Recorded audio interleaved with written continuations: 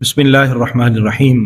सूरह तौबा पढ़ रहे हैं और आज 52 आया मुबारक से पढ़ेंगे।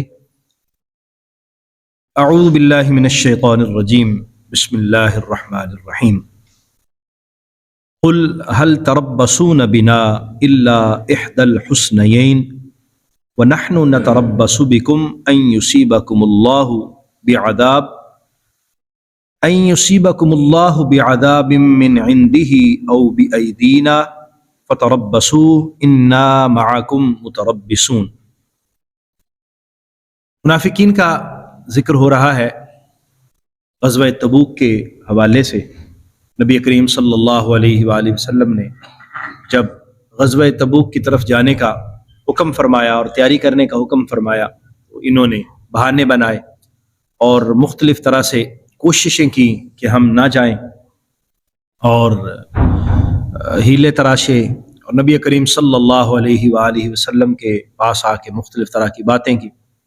किसी ने कहा कि मैं पैसे दे दूंगा जी, अपना चंदा जमा करा दूंगा, लेकिन मैं जा नहीं सकता। किसी ने कहा जी मेरे घर में मसला है, मेरी ये परेशानी है। मुख्तलिफ़ तरह के बहाने बनाए।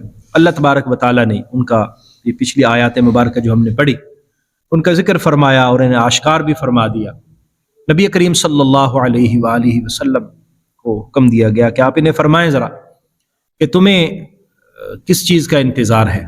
हम जानते हैं कि तुम्हारा ख्याल ये है कि मुसलमान नुकसान में हैं, शहीद हो जाएं, इनको नुकसान पहुँचे, ये शिकस्त खा जाएं और हम फिर खुशियाँ मनाएं और बगले बजाएं कि देखें हमने तो अच्छा किया था कि नहीं गए थे।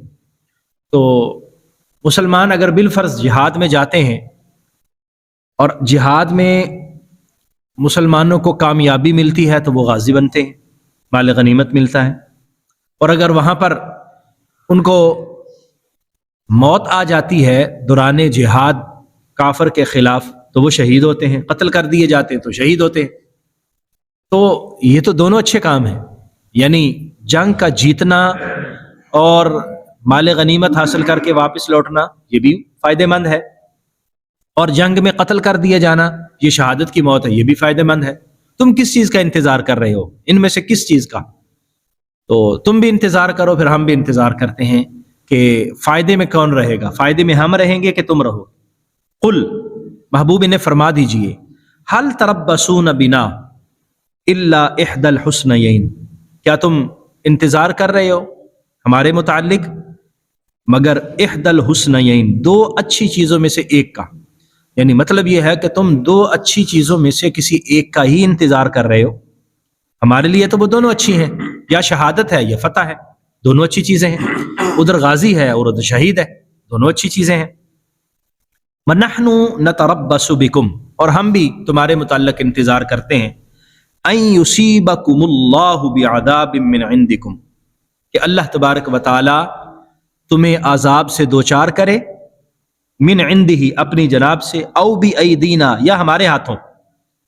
हम भी इंतज़ार करते हैं कि आगे तुम्हारा हशर क्या होता है, या तो अल्लाह तबारक व तआला की तरफ से अज़ाब आएगा और तुम्हें सज़ा मिलेगी, या फिर अल्लाह हमें हुक्म देगा और फिर हम तुम्हारी सरजनश करेंगे और हम तुम्हें बताएंगे कि तुमने किस तरह हमारे साथ मुनाफ़क़त की, निफाक से काम लिया और हमारी सफ़ों में घुसकर हमें तंग करने की कोशिश की और हमारी जमीयत को मुंतशिर करने की कोशिश की।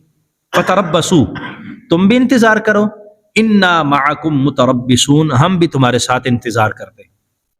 तो हमेशा मुनाफ़क़त, निफाक और गद्दारी ये छुपी हुई नहीं रहती, ये चंद रोज़ा मामलात होते हैं, बिल आखिर ये आश्कार होते हैं।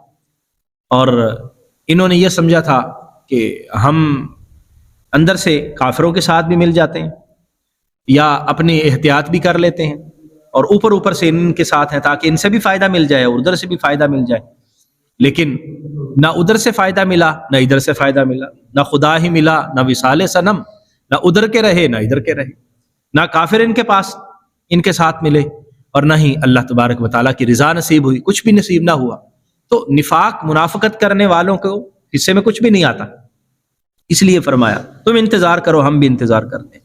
कुल, और महबूब ने एक और बात फरमा दी, एक तो ये कि इंतज़ार करो, हम भी करते हैं, دوسرا کیا ہے کہ انفقو، تم خرچ کرو، طوعا او کرہن، خوشی خوشی یا ناپسندیدگی سے، کرہن کراہت کے ساتھ، ناپسندیدگی کے ساتھ، یعنی تم آئے ہو اور کہتے ہو کہ جی ہم جہاد میں تو نہیں جا سکتے، تو لیکن یہ چندہ لے لیں ہم سے، خرچ کر رہے ہو تو خرچ کرو، یا تو دل کی خوشی سے خرچ کرو بھی چلو ہم بھی تعاون کر دیں، تو یا اس سوچ کے ساتھ خرچ کرو بھی اگر پیسے بھی نہ دیے تو ہمارا حصہ بھی نہیں پڑے گا، تو مسلمان ہمارے بارے میں جان نہ جائیں کہ ہم منافق ہیں، تو چلو پیسے تو دے دینا۔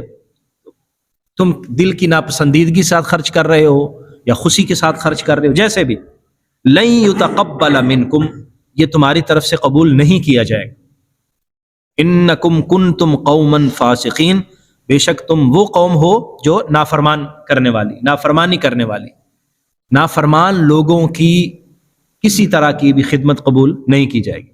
اب اگر وہ خرچ بھی کرتے ہیں تو اللہ تبارک و تعالیٰ کی بارگاہ میں اس کی کوئی حیثیت نہیں ہے، کیونکہ اصل میں خرچ کرنے کی حیثیت اس وقت بنتی ہے اور فائدہ اس وقت ملتا ہے جب ایمان پیچھے موجود ہو۔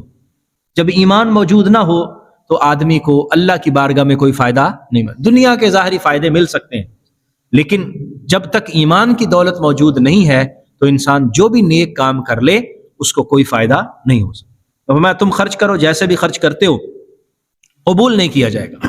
وما منعهم ان تقبل منهم نفقاتهم الا انهم كفروا بالله وبرسوله، کون سی چیز مانے ہوئی ہے؟ وما منعهم ان تقبل منهم نفقاتهم، اور کوئی بھی چیز مانے نہیں ہے اس بات سے کہ ان کے خرچ کو قبول کیا جائے، ان تقبل قبول کیا جائے، منہم ان سے، نفقاتہم ان کے خرچ، یعنی جو وہ خرچ کر رہے ہیں، صدقات و خیرات کر رہے ہیں، مال جہاد کی صورت میں وہ جنگ میں حصہ لے رہے ہیں، جہاد کے اندر وہ چندہ ڈال رہے ہیں، کون سی چیز مانے ہے؟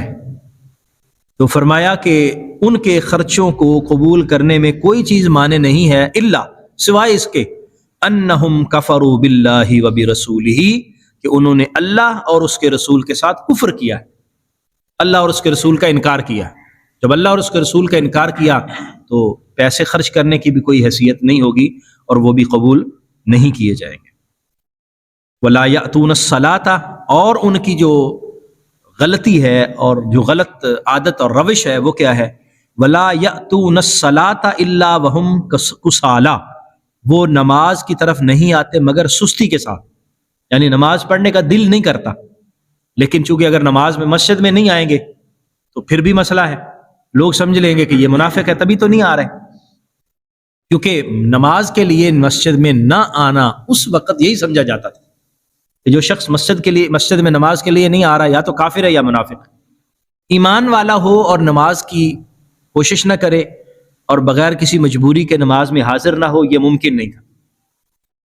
اور ہر ایمان والا نبی کریم صلی اللہ علیہ وسلم کی معیت میں اور حضور کی سنگت میں آ کے حضور کے پیچھے نماز پڑھتا اور کوئی بھی اس کو قضا نہیں کرتا، یہاں تک کہ اگر کوئی نماز میں نہیں آتا تھا تو اس کے بارے میں پوچھا جاتا تھا کہ کیا مسئلہ ہوا، بیمار ہو گیا، کہیں سفر پہ چلا گیا، کیا ہوا؟ یعنی مسجد میں نماز کے لیے نہ آنا یہ اس بات کی دلیل تھی کہ کوئی مسئلہ ہے، بندہ ٹھیک ہو، کوئی مسئلہ نہ ہو، ایمان بھی موجود ہے، صورتحال بھی ٹھیک ہے، پھر بھی نماز کے لیے مسجد میں نہیں آیا، ایسا نہیں ہو سکتا۔ تو منافقین کی ایک نشانی یہ بیان کی کہ اس وجہ سے ان کے صدقات کیوں قبول نہیں ہوئے؟ پہلی بات تو اللہ اور اس کے رسول کے کافر ہیں، انکار کرتے ہیں اللہ اور اس کے رسول کا۔ دوسری یہ ہے کہ نماز میں سستی کرتے ہیں، ولا ينفقون الا وهم کارہون، اور وہ خرچ نہیں کرتے مگر دل کی ناپسندیدگی کے ساتھ، ناپسندیدہ یعنی مجبوری سمجھ کے خرچ کرتے ہیں، تو جو مجبوراً خرچ کرتا ہے اس کی بھی قبولیت نہیں ہوگی، اس لیے فرمایا ولا ينفقون، وہ خرچ نہیں کرتے الا وهم کارہون، مگر کراہت کے ساتھ، ناپسندیدہ سمجھتے ہیں اور وہ چاہتے نہیں ہیں کہ ان کے پیسے خرچ ہوں، لیکن اب اپنا حصہ بھی تو ڈالنا ہے، تو اس وجہ سے مجبوراً وہ خرچ کرتے ہیں۔ تو فرمایا اللہ تبارک و تعالیٰ کو یہ چیزیں قابل قبول نہیں ہے۔ اللہ تعالیٰ کو کیا قبول ہے؟ اللہ تعالیٰ تو دل کی رضا چاہتا ہے، اللہ تعالیٰ کو تو ایمان قبول ہے، جو ایمان لائے اور دل کے ساتھ اللہ کی بارگاہ میں اپنی عبادت پیش کرے، نماز مجبوری سمجھ کر نہ، سستی کے ساتھ نہیں، بلکہ اس کو خوش دلی کے ساتھ اللہ تبارک و تعالیٰ کا فرض سمجھتے ہوئے اور اللہ تعالیٰ کی رضا کو حاصل کرنے کے لیے، اور خرچ بھی کرے تو اسی نیت کے ساتھ کہ مجھے اللہ تعالیٰ کا قرب نصیب ہو۔ تو یہ آیات مبارکہ ہمیں بتا رہی ہیں کہ منافقین کا طرز عمل کیا تھا اور اہل ایمان کا طرز عمل کیا ہونا چاہیے۔ اہل ایمان کا طرز عمل دل اور زبان کی یکجائی کے ساتھ، یعنی وہ جو کچھ ان کی دل پہ ہے وہی زبان پہ ہو، یا جو زبان کے ساتھ ادا کر رہے ہیں دل کے ساتھ ادا کر رہے ہوں، اور اللہ کے راستے میں خرچ بھی کریں، اللہ کی رضا کے لیے خرچ کریں، اللہ تبارک و تعالیٰ کی بارگاہ میں حاضری دیں، اللہ کی رضا کے لیے دیں، نماز پڑھیں اللہ کی رضا کے لیے اور اسے خوش کرنے کے لیے پڑھیں۔